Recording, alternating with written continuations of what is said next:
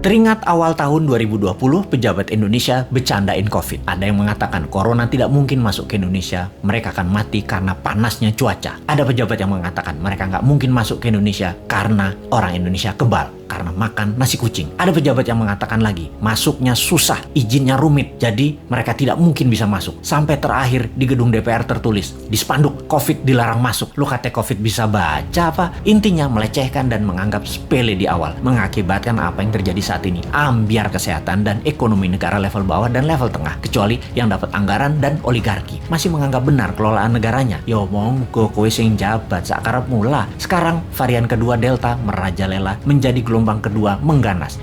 Mulai disalahkan rakyatnya nggak kuat sama PPKM aja mengeluh, apalagi di lockdown. Nah kok ngene sih sampean bernegaranya, Cak? Kok nuduh rakyat? Bentar, jangan-jangan kalau di lockdown 100% dengan darurat militer plus dikasih cuan selama 14 hari langsung reda COVID-nya ketimbang di PPKM kan, dimana 80% manusia masih pada ngider bingung sih tepatnya. COVID jadi tetap merajalela karena ikut bergerak juga mengikuti cangkangnya. Sudahlah, pokoknya nggak ada lockdown, adanya PSBB, lalu PPKM, lalu nanti muncul singkatan baru dan apalagi strateginya, ya terserah. Lalu sibuk vaksin sana sini, tahu-tahu ada strain mutasi baru, Lambda, jreng, kaget lagi. Dimana Lambda ini katanya anti vaksin, kebal vaksin. Apa sih sebenarnya yang terjadi? Vaksin sama virus kok pinter-pinteran begini, sakti-saktian, punya jurus di atas jurus, karena bernegaranya punya gaya sendiri, gak mau denger ilmu selain ilmu orang di sekitar istana. Maka ya gak apa-apa kita gak dianggap, walaupun kita selalu memberi solusi melalui sosmed. Kita ingatkan versi lain, pernah kita berikan solusi pakai gelang hijau, fokus di daerah hijau,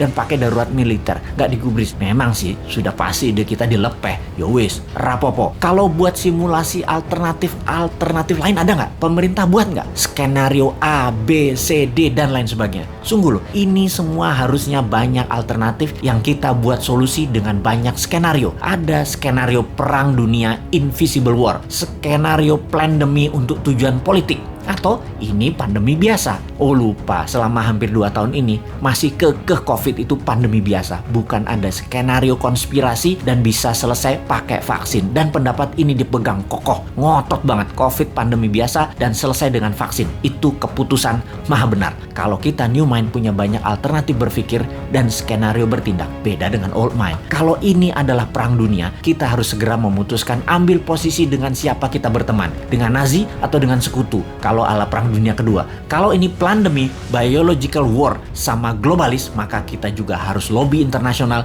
dengan big farmasi. Kalau ini pandemi dengan tujuan politik, kita pepet lawannya musuh kita. Ini dari sisi hulu, dari biang masalahnya. Kalau dari sudut pandemi globalis yang terus menginginkan kendali kesehatan, maka apa yang terjadi kalau vaksin sudah 100% populasi di Indonesia, ternyata pandemi COVID tidak hilang juga. Beli vaksin lagi. Lama hal ini sudah kita pertanyakan, namun pejabat bilang tidak mungkin, pasti hilang dengan vaksin. Iya, paham. Kalau tidak selesai, ya nggak dijawab. Lalu yang dia bilang adalah, lo ngeyel sih. Oke, kalau new mind bagaimana? Punya skenario lah kalau new mind. Skenario kalau COVID tidak bisa selesai oleh vaksin. Cara berhitungnya sederhana. Kalau terpapar 20.000 per hari, maka sebulan 600.000. Setahun 7 jutaan. Saat ini 3,5 jutaan. Alias total sampai akhir tahun 2022 bisa mencapai 15 jutaan. Dan ini baru memapar 5-10% populasi. Dimana kalau ternyata vaksin tidak menyelesaikan penyebaran COVID, maka 7 tahun COVID baru hilang dari bumi Nusantara. Karena untuk herd imunitas harus 70% tercapai.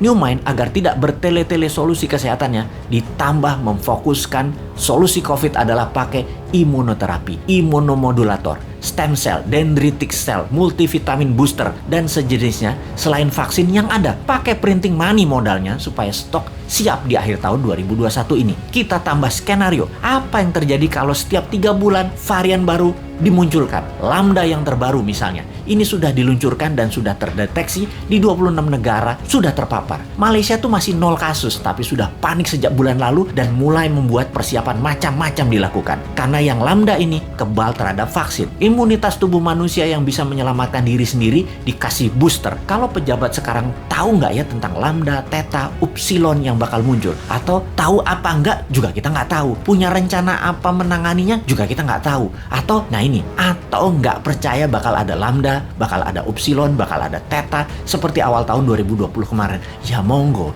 Jadi kalau vaksin tidak menyelesaikan masalah ditambah varian baru baru yang lebih kuat muncul. Mau PPKM karet berapa lagi? Karet 4 seperti sekarang aja jebol. Kalau karet 10, pedes banget ya. Masih belum nyadar juga ya bahwa solusi selama 2 tahun ini belum terlalu tepat. Setidak tepat selalu berhutangnya untuk hal yang tidak produktif di dalam bernegara. Ayolah melobi globalis. Bisa kan? Ngerti? Cuma nanya, jangan marah dong bos. Aku ya ora paham. Cuman kasihan rakyat aja.